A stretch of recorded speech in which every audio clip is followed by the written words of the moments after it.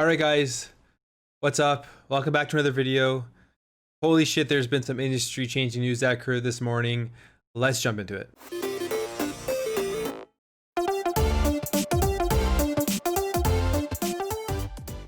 Alright, so the big news, I'm sure you've already seen it if you've been on social media. I'm sure there's already lots of videos out there about it, but it's that Xbox has acquired ZeniMax Studios, which includes Bethesda.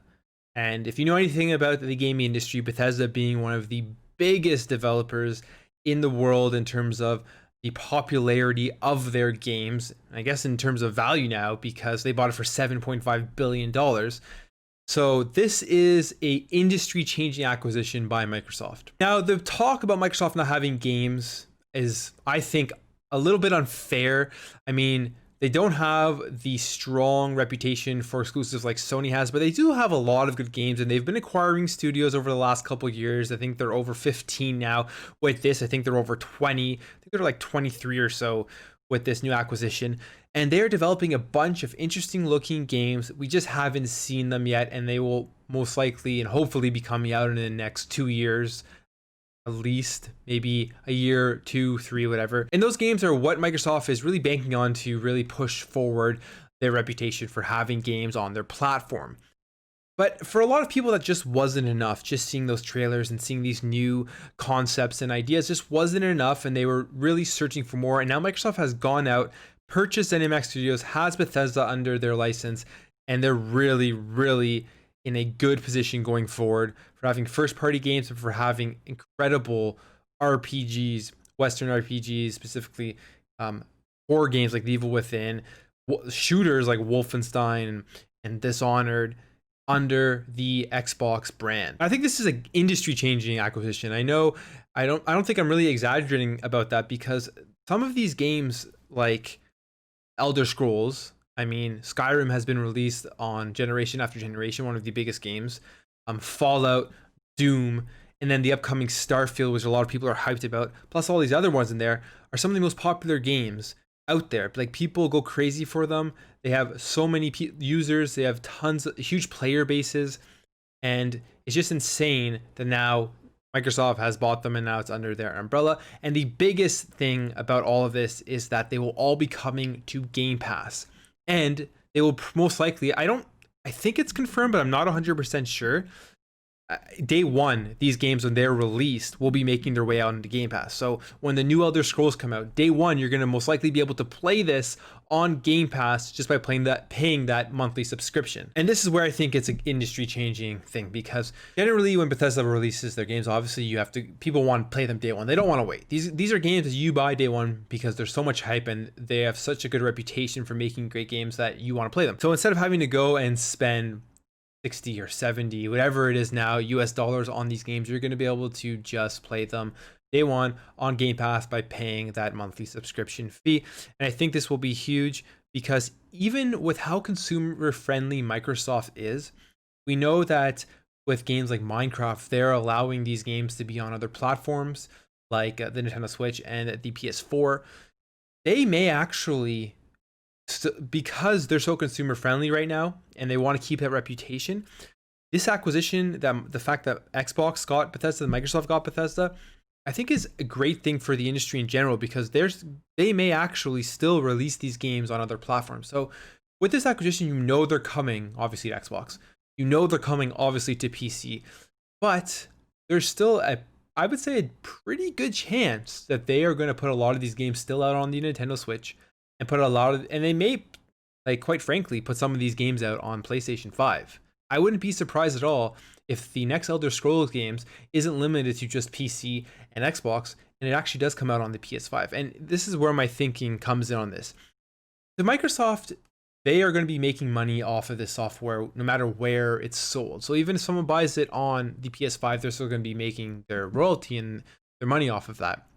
But the thing is, for a lot of people who want to play these games, they're going to have the choice. Even if they're released on day one, they don't even release it as a timed exclusive to the Microsoft platform. They're released on day one to PS5.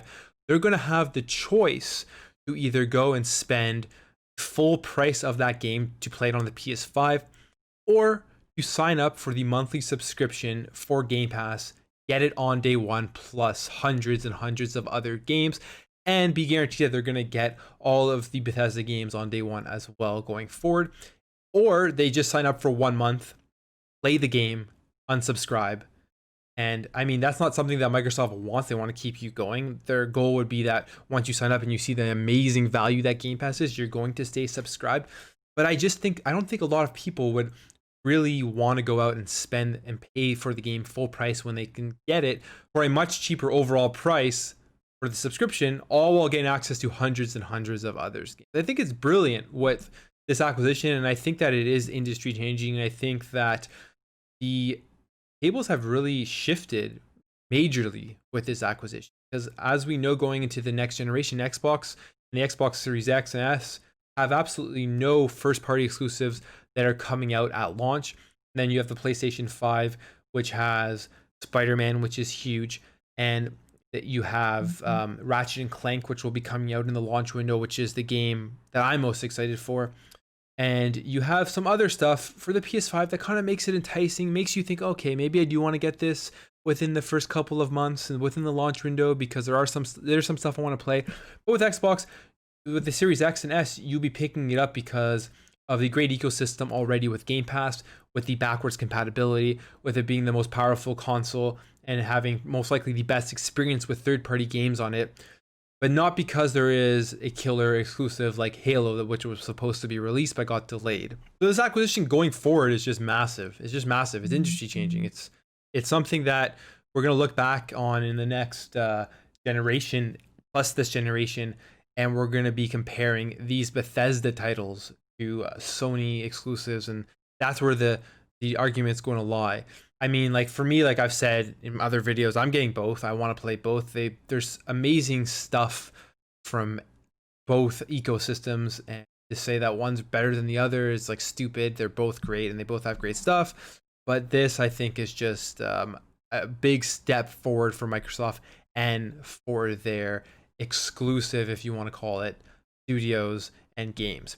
And another thing is, I know that Sony, they had some timed exclusives like Deathloop, Tokyo Ghostwire for the PS5. I wonder what's going to happen with those. If the contracts are already set in stone, they probably won't be able to go back on it. But it just pushes further the point that this is a good thing that Xbox got this, and a good thing that Sony didn't, because with just the difference in direction of where the two companies are going, that if Sony would have gotten this, there would be no chance in hell that anybody else on any other platform would be experiencing these games. You would have to get a PlayStation console to be experiencing these.